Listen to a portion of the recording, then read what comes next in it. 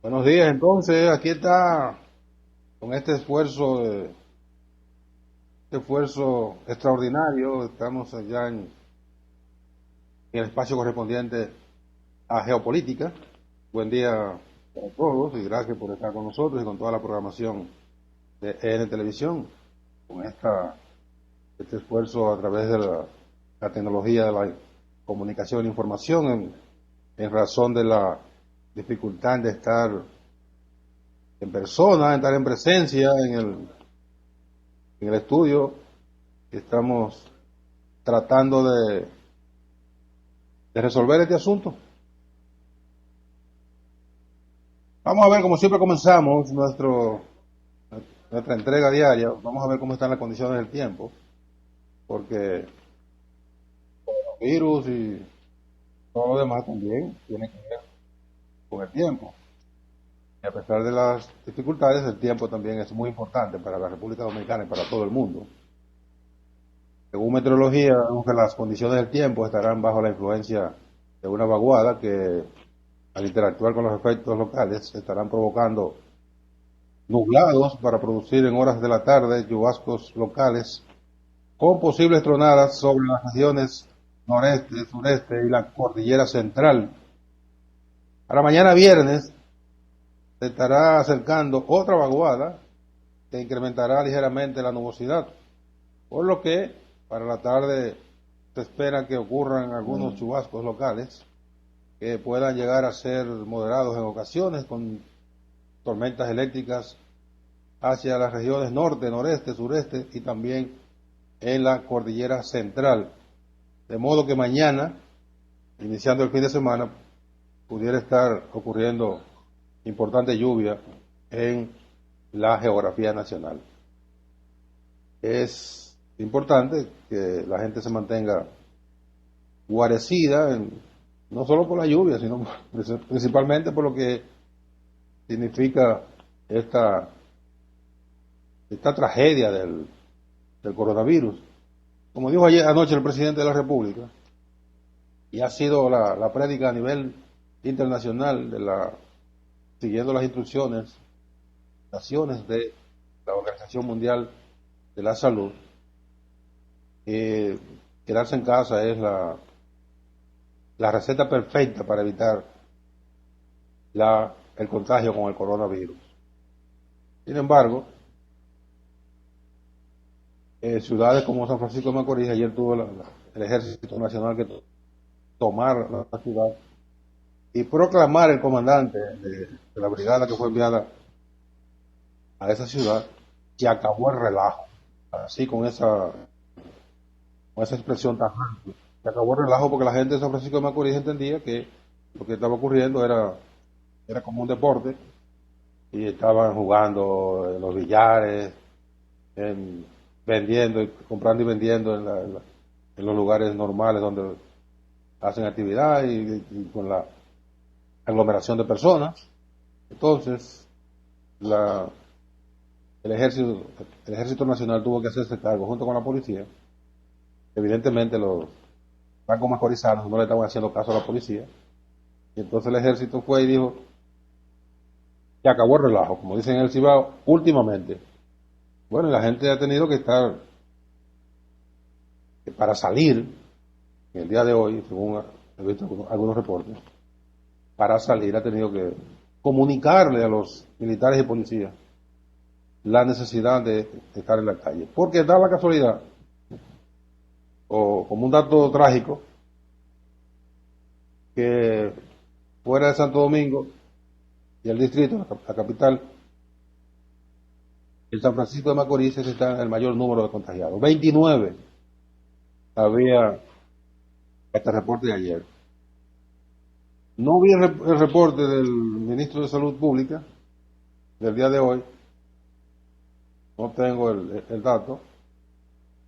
Quiero en el curso del programa ver si consigo ese dato, si se mantuvo en 392, que fue el último dato de ayer, o si aumentaron los contagiados reportados del coronavirus a nivel nacional. una información negativa, bueno, negativa sobre lo negativo que es el coronavirus, es que un reporte de España da cuenta de que la vacuna, la vacuna, la vacuna que se estaba probando, el test rápido, el examen rápido que los chinos habían, habían recomendado, dice en España que no es tan, tan efectivo. Dice que no detecta los casos positivos del coronavirus como era de esperar, aunque China había anunciado que solo tardaría 15 minutos en obtener los resultados. Entonces, como España tiene el mayor número de contagiados después de, después de China, ya incluso sobrepasó a Italia, es una mala noticia, porque España tiene 5.000 fallecidos y 50.000 contagiados. Lo que significa entonces que la esperanza que habían depositado los españoles y que por vía de consecuencia a otros países de que ese test chino iba a ser efectivo, pues es una mala información de que no es tan efectivo. Y lo traigo a colación porque la República Dominicana, por instrucciones del presidente de la República, ha anunciado que se van a comprar, se van a adquirir, se van a utilizar masivamente esos tests junto con los exámenes más rigurosos de los laboratorios que van a ser cubiertos por el gobierno, por el Estado. Entonces habría que ver si esos tests rápidos serían los chinos o si serían de otros lugares. Porque de lo que se trata es que la gente que sienta los síntomas pueda recurrir al test rápido para saber si tiene el coronavirus, lo ha contraído, y luego ir ya a un examen más riguroso, más profundo. Pero si de antemano se tiene un resultado negativo que dice el test y ocurre que no es así, entonces lo que estaríamos en presencia sería de la eventualidad de que los contagiados que confíen en la información negativa que ha dado el test se puedan descuidar y el coronavirus pudiera agravarse entonces. Y ya cuando fuera un laboratorio riguroso tendría ya los efectos más, más graves, ya las consecuencias serían más graves. Por lo tanto, habría que tener la precaución de que no se compre ese test o verificar con China si es cierta la información que publica el diario El País de España en el día de hoy. No de una fuente médica autorizada, sino dicen ellos, que dice el periódico, que fue de fuente médica que habló a condición de que no se revelara su nombre, o sea que todavía el Ministerio de Salud o el Ministerio de Sanidad, como se llama en España, no ha dado ese reporte de manera oficial, pero ya con esa información se puede tener entonces la precaución de no ir a comprar ese test que pudiera resultar, reitero, engañoso, en términos de dar un resultado supuestamente negativo cuando la persona tiene ya contraída la enfermedad. Otra información relacionada con coronavirus, que es la información, la noticia natural, lógica del mundo. En Estados Unidos, se reporta el día de hoy que las personas que han recurrido al auxilio de desempleo, la colecta, como le llaman en Estados Unidos, subió esta semana a 3.300.000. estadounidenses que solicitaron las prestaciones por desempleo. Eso es medido la semana pasada, o sea que todavía no está incluido esta semana porque no ha terminado. Una cifra que es 4 veces el récord anterior que se estableció en el año 1982 en medio de una dificultad económica que tuvo también los Estados Unidos en la llamada década perdida, que es como se llama la década de 1980 a 1989, cuando el país, el mundo, particularmente América Latina, vio de crecer la economía y el desempleo creció de manera enorme en todos los países, incluyendo Estados Unidos. Entonces, a partir de ese momento, que fue una cuarta parte de lo que se está reportando en el día de hoy, producto del análisis de la semana pasada, 3.3 millones, o sea, 3.300.000 personas que perdieron sus empleos y acudieron a la colecta, que es un mecanismo del Departamento de Trabajo de los Estados Unidos, que cuando la persona pierde su empleo, pide el auxilio primero por 3 meses, luego por 3 meses más, y ya si no consigue trabajo en esos 6 meses, entonces va a otros 6 meses ya de manera definitiva, y al año, cuando concluya ese auxilio, ya quedó sin empleo y sin ingreso, porque el auxilio de desempleo no es permanente, es un auxilio, la palabra lo dice, un auxilio en lo que la persona consigue otro empleo. Pero la tendencia que dicen los análisis en los Estados Unidos es que se va a mantener la pérdida de empleo de manera sistemática y masiva en los próximos meses, y que la actividad económica en todo el mundo, en Estados Unidos no es la excepción, ha ido decreciendo por efecto de esta pandemia. Eso a pesar de que el presidente Donald Trump se niega rotundamente a declarar una cuarentena general, y por el contrario, él está proyectando que habría el próximo mes, él entiende que habría una normalización de la actividad en los Estados Unidos, lo cual no es ni remotamente cierto, porque lo que dice la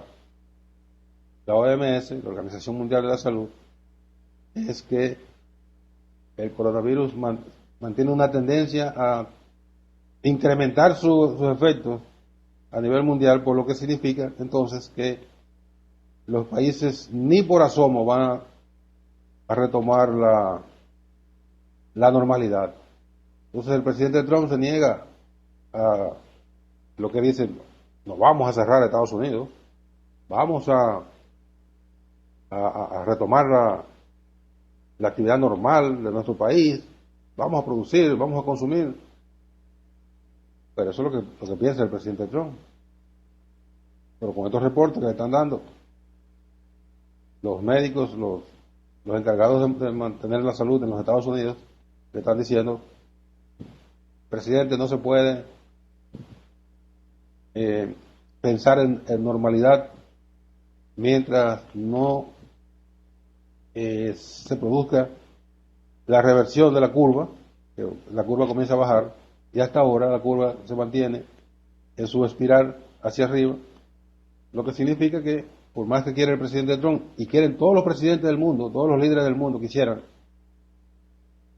que el coronavirus fuera un asunto del pasado. No es así, no es un asunto de deseo, es la realidad. Y dice el director de la Organización Mundial del Comercio que se acerca una recesión económica a nivel mundial. Lo que representa que este dato que acabo de dar del desempleo en los Estados Unidos se va a manifestar en todos los países donde, con la pérdida masiva de empleo, una recesión económica, o sea, que la actividad económica o se va a estancar o va a disminuir su ritmo, van a bajar el ritmo de la economía, se va a vender menos, las empresas van a producir menos, se van a perder empleos, el producto de los países va a bajar, toda una cadena de calamidad derivada del coronavirus, que de un evento médico ha pasado a tener repercusiones terribles en todos los sectores, la economía, el espectáculo, los deportes, todo. Se cancelaron los Juegos Olímpicos de Tokio, que van a estar ahora en este verano, fueron pospuestos para el año próximo. Las ligas de baloncesto, de fútbol americano, de fútbol soccer en los Estados Unidos están paralizadas. La temporada de béisbol de Grandes Ligas, que estaba prevista para comenzar ahora en abril, fue reprogramada para comenzar eventualmente en mayo. Y todo, no hay espectáculos, los cines, los teatros, los museos a nivel mundial están cerrados porque esos son lugares de una concurrencia masiva y nadie se va a exponer a estar en espacios con multitudes porque justamente el coronavirus, el aliado fundamental del coronavirus es la aglomeración, porque con uno solo que esté contagiado por el coronavirus es suficiente para contagiar a un teatro entero, digamos, o un museo entero, no digamos un estadio entero, porque el estadio es más abierto y más grande, pero de ahí pueden salir 50 contagiados y luego seguir multiplicando eso. Por lo tanto, lo primero que se hizo fue cancelar todas las actividades masivas a nivel mundial. El día de hoy no hay actividad deportiva en ninguna parte del mundo. No hay espectáculos en ninguna parte del mundo. Y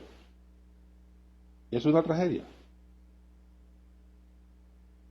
inmensa. Respecto del discurso de anoche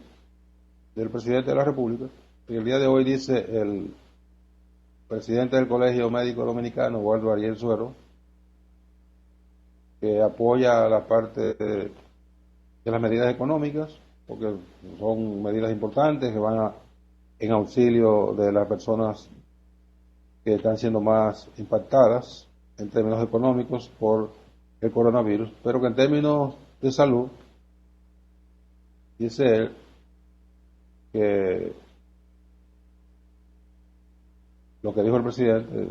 no va a frenar el coronavirus. Dice Waldo que le hubiera gustado y que era lo recomendable que el presidente hubiese declarado una cuarentena general en la República Dominicana, ampliando el toque de queda, lo mismo que ha pedido mucha gente y lo mismo que analizamos nosotros anoche aquí en Televisión después del discurso, porque según el Colegio Médico y otros voceros de importantes grupos sociales, dejar abierto el país, que si sigan el relacionamiento social, pues lo que se va es eventualmente a propiciar que por lo menos, si no masificar la cantidad de afectados, por lo menos va a tener, va a hacer que muchas personas estén expuestas al contagio por estas aglomeraciones, porque como se ha demostrado, y lo han hecho en otros países, solo con mano dura se resuelven estas cosas. Con pedidos de por favor, no se va a resolver esto. Y ya lo hemos visto en otras latitudes, en otros países, que primero comenzaron a exhortar a la gente con mensajes a través de los medios de comunicación, por favor, quédense en su casa, incluso hay aplicaciones para exhortar a la gente que se quede en su casa y por favor no salga, y por favor no salga, y bueno, cuando vino la tercera vez de que por favor no salga, a la cuarta fue mandar al ejército a obligar a la gente a estar en su casa. Manos militares, no con exhortaciones paternales ni con mensajes que al final no son atendidos por los ciudadanos. Por otra parte, las medidas anunciadas por el presidente, que reitero, han sido bien acogidas en términos económicos y sociales, pero hay otros sectores que sí que también quieren ser tomados en cuenta. Por ejemplo, los transportistas de pasajeros, transportistas de carga. En el caso de los transportistas de pasajeros, pues, la línea de guagua y todas estos gremios o empresas que se hacen llamar sindicatos porque son empresas, una de las primeras medidas fue prohibir el transporte de pasajeros de manera masiva. O sea, los autobuses y minibuses fueron afectados en las primeras medidas, aunque hay reportes de que esas guaguas siguen transportando gente sin mucho miramiento, pero dicen, ellos reclaman que también se les tome en cuenta porque han perdido mucha, su actividad ha sido disminuida considerablemente o en algunos casos eliminadas de manera radical, porque mucha gente no quiere montarse en vehículos. Además, como se está insistiendo en que la gente se quede en su casa, pues naturalmente nadie se va a movilizar fuera de su entorno si no tiene nada que buscar. Solo el que tenga su familia en el campo y le fallece algún familiar, un pariente muy cercano, yo seguro que va a buscar la vía de cómo llegar a ese lugar, estar presente, pero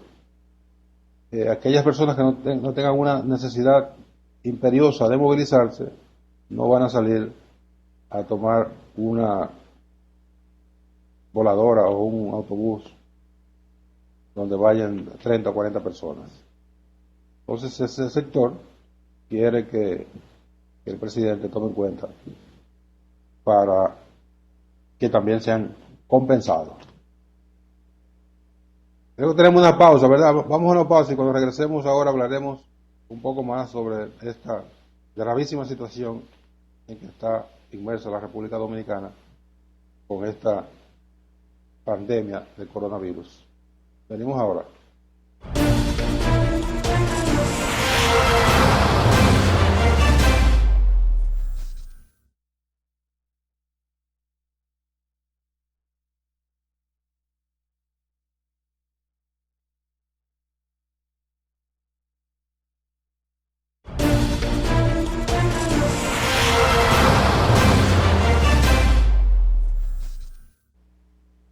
Bien, seguimos En geopolítica, ya al final del espacio, tenemos hay que hablar también de las cuestiones políticas, porque estamos en medio de un proceso electoral que no se sabe qué va a pasar. Al día de hoy,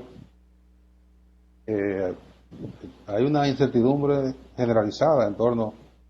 a lo que pudiera ocurrir con ese proceso electoral. Hay quienes tienen opiniones de si habría que suspender las elecciones, posponerlas, y eso tendría que hacerlo la Junta Central Electoral, como hizo con las elecciones de febrero. Sencillamente ese día, el 15 de febrero, se cayeron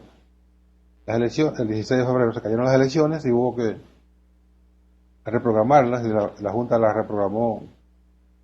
de manera unilateral, la fijó para el 16, para el 15 de marzo. Finalmente se celebraron, y entonces en este caso, para los comicios presidenciales y del Congreso del próximo 17 de mayo, la Junta pudiera,